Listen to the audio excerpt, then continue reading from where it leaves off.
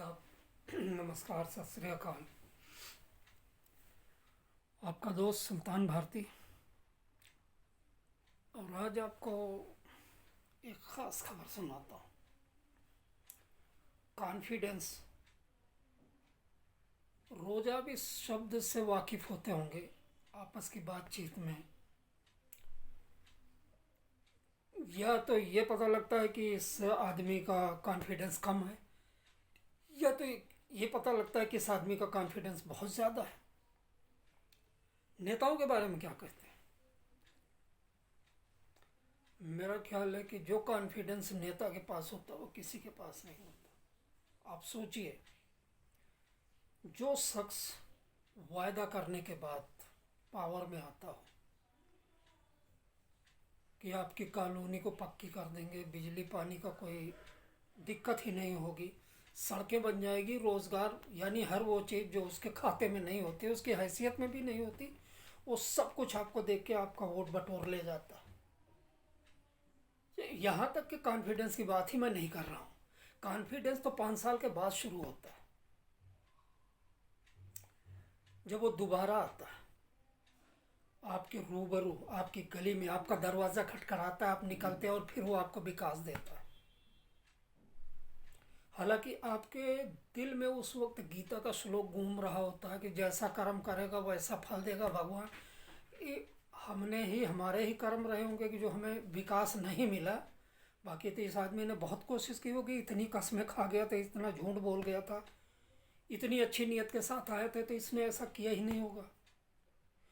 और दोबारा आपको मेस्मराइज करके, चमत्कारिक करके, जादू दिखा के फिर आपका विश्वास मत ले जाता है 5 साल के लिए, और फिर 5 साल तक आप उसका दरवाज़ा खटखटाते हो, लेकिन तब कोई सुनने वाला नहीं होता, कोई तारनहार नहीं होता। ये होता है कॉन्फिडेंस। तो चलिए कॉन्फिडेंस की बात करते हैं। लोग कहते हैं कि कॉन्फिडेंस से बोला गया झूठ सच को भी शर्मिंदा कर देता है।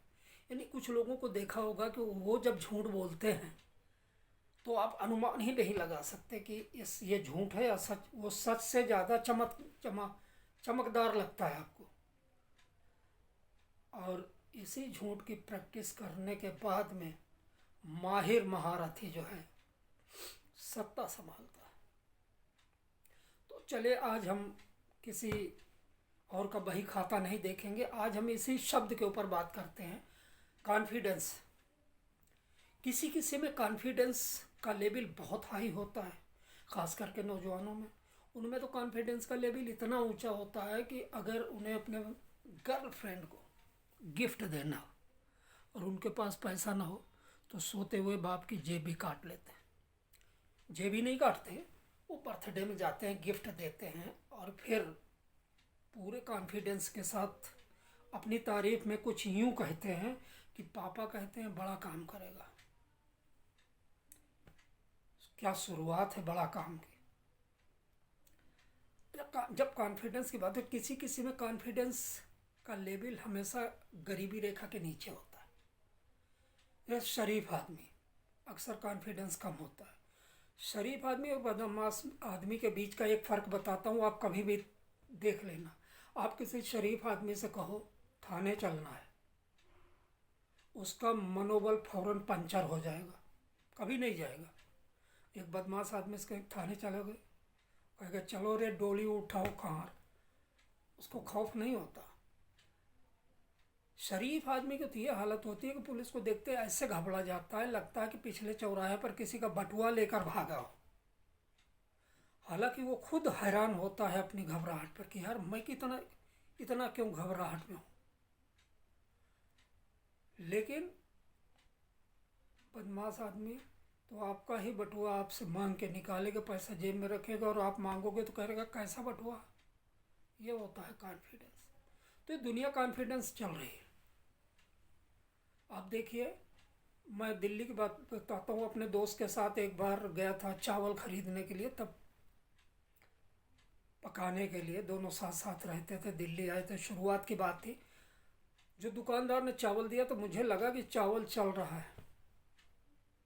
जब गौर से देखा तो पता लगा कि चावल कम, कीड़े ज़्यादा थे उसी चावल के रंग के, वो रेंग रहे थे।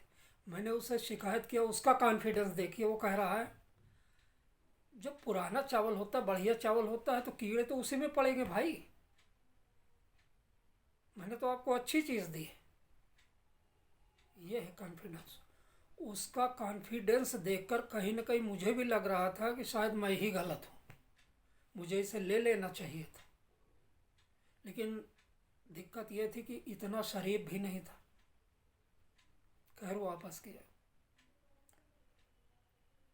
कॉन्फिडेंस से बोला हुआ झूठ, मैंने बताया नहीं कि कुछ लोग झूठ बोलते हैं। शुरुआत में वो शौकिया झूठ बोलते हैं, लेकिन आखिर में इसका नतीजा ये होता है कि झूठ उनके ऊपर हावी हो जाता है। उनका सच भी अपने बोले हुए झूठ के नीचे दब जाता है। आपने वो कहानी भी सुनी होगी, भेड़िया आया भेड़िया आया, तो कुछ ऐसा ही मामला होता है। तो भाई कॉन्फिडेंस बड़ी अच्छी चीज़ है इससे, लेकिन पॉजिटिव वे में इस्तेमाल करें, नेगेटिव में नहीं, गलत चीज़ों में मत करें। एक बार कॉन्फिडेंस, अपने कॉन्फिडेंस की बात बताऊं, मेरा कॉन्फिडेंस पे शुरुआत में गरीबी रेखा के नीचे था। यूँ समझिए कि कॉन्फिडेंस तो था ही नहीं, बस जैसे तैसे काम चला लेते। मैं भी शुरुआत से बता रहा हूँ कि जब देहात से शहर आए तो सामने से पुलिस आ रही, वो मैं तो पसीने पसीने, ऐसा लगता था कि मैं चोरी करके तो नहीं भागा, किसी की जेब तो नहीं काटी, मुझे याद तो नहीं है। इतना याददाश्त भी ख़राब नहीं था कि मैं याद करने लग जाता था कि मैंने किया क्या है जो मैं इसको देखकर पसीने पसीने हो रहा। लेकिन खुदा का शुक्र है, जब से सतयुग आया है मेरे कॉन्फिडेंस ने काफ़ी उछाल मारी।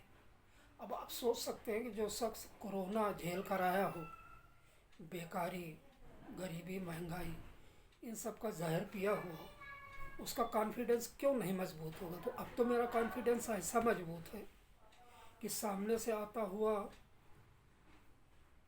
पागल कुत्ता हो तो भी मैं उसे छेड़ने से बाज नहीं आता। ऐसा हुआ एक बार,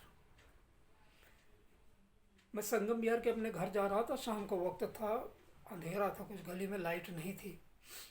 तो जैसे मुड़ा देखा कि सामने से एक बिल्कुल कॉन्फिडेंट कुत्ता चला रहा है, तंदुरुस्त। मैंने उसे दूर से ही देखकर समझ लिया कि यह सर्वहारा कुत्ता है, कोई डरने की बात नहीं है। मुझे पालतू कुत्तों से डर लगता है, सर्वहारा कुत्तों से कभी नहीं डरता। जैसे वो मेरे बगल से गुजरने लगा, उसकी आदत होती है कुत्तों की, वो आपको सूंघ कर आपका कैरेक्टर जानना चाहते हैं, सूंघेंगे ज़रूर कि कौन है ये जा रहा है। उनको कुदरत ने खासियत दे रखी है कि वो सूंघ कर ही आपका कैरेक्टर समझ जाते हैं। तो बगल से निकला तो मैंने पैरा अड़ा दिया, मजाक किया कुत्ते से। आदमी आजकल कहाँ इतनी आसानी से मिलते हैं मजाक के लिए। कुत्ता तो मुंह के बल गिरता गिरता बचा, और मेरी इस अशिष्टता पर उसने पलटकर बड़ा ज़बरदस्त रेपरकेशन दिया, भाव। मैं समझ गया गाली दे रहा है, साले अंधा है, मेरे जैसा आत्मनिर्भर कुत्ता तुझे नहीं नजर आया। लेकिन मैंने कुछ कहा नहीं, कहा यार कुत्ते के मुंह कौन लगे। मैं आगे चला गया पीछे। एक बार की और बात बताता हूँ आपको। मैं शादियों में गया, शादियों में पहले जब मेरे अंदर कॉन्फिडेंस नहीं था तो बड़ी दिक्कत की बात होता ये था कि मैं खाने के चक्कर में प्लेट में चम्मच उम्मच से कुछ न कुछ अपने कपड़े पर गिरा के घर आता था और बीवी के डांट खाता था। लेकिन जब से कॉन्फिडेंस आया है, अब ये दिक्कत से दूर हो गई। अब मैं जाता हूँ खाने के लिए तो मैं देखता हूँ कि 8-10 लोगों गोला बनाए के गोलाई में बैठ के जो अंत्याक्षरी की तरह खड़े होते हैं, और उस अंत्याक्षरी में और कुछ नहीं होता, वो सिर्फ अपनी नाकाम जिंदगी के कामयाबी के जिक्र कर रहे होते हैं। या ऐसे आदमी जो इश्क में हमेशा चोट खाते हैं, खाते में एक गर्लफ्रेंड नहीं होती, वो बताते रहते हैं कि मैं किस तरह अपने टाइम में कृष्ण कन्हैया हुआ करता था, गोपियाँ इर्द गिर्द होती थी। खैर मैं उस शादी में गया, मैंने प्लेट पैक कराया और उन्हीं के बीच में बैठ गया। अब मुझे बैठकर खाते देखकर वो सब पीछे ऐसे हटे जैसे बीच में उनके आके कोई कोरोना बैठ गया। सोशल डिस्टेंसिंग वहाँ देखी मैंने। खैर मैं जैसे ही बैठा तो बैठते ही मुझे लगा, क्या लगा कि मैं कोई गर्म और गीली चीज पर बैठ गया। मेरा माथा ठनका। दरअसल वहाँ किसी बच्चे ने पनीर की सब्जी गिरा दी थी, लेकिन मैं उठा नहीं। जनाबे शेख जहाँ बैठ गए। खाना खाने के बाद जब मैं उठा तो मुझे लगा कि पीछे कुछ लग गया, लोग मुझे देखकर हंस रहे थे। एक मैडम का कॉन्फिडेंस शायद मेरे से भी 2 फुट ऊपर चल रहा था। वो आके मेरे से बोली, एक्सक्यूज़ मी, क्या आपको पता है कि आपके पीछे क्या है? मैंने कहा मेरे पीछे क्या है वो तो मुझे पता है। पर नहीं, आपके पीछे सफ़ेद पैंट पर क्या कुछ लग गया है।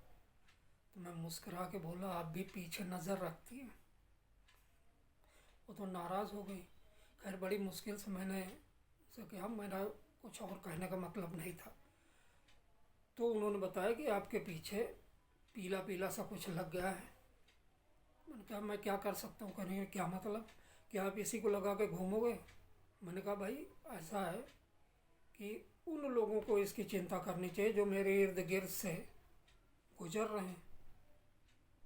कि नहीं मेरी मानिए तो आप थोड़ी दूर पर जहाँ बर्तन धोए जा रहा हो वहाँ चले जाइए, इसको आराम से पैंट उतार के ले जाइए, धो लीजिए और धो के पहन लीजिए। और उसके बाद आपका मन करे, आपका कॉन्फिडेंस अलाउ हो तो फिर इस गीले पैंट को पहनकर घूमिए महफिल में, वरना घर चले जाइए।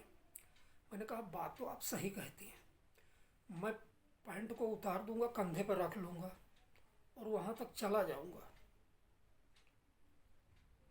इतना कॉन्फिडेंस तो मेरे पास है, लेकिन इन लोगों का क्या होगा जो घूम रहे हैं? क्या मतलब, इन मेहमानों का आपके कॉन्फिडेंस से क्या लेना? मैंने कहा दरअसल बात ऐसी है कि आज मैंने शर्ट के नीचे सिर्फ पैंट ही पहन रखा है, अंडरवियर नहीं है।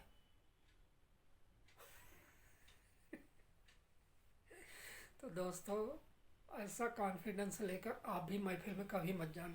जय हिंद, जय भारत। और यार कभी कभी सेकुलर भारत न्यूज़ को सब्सक्राइब कर दिया करो, काफ़ी दिन से इसमें ऑक्सीजन नहीं आई है। खुदा हाफिज़, गुड नाइट।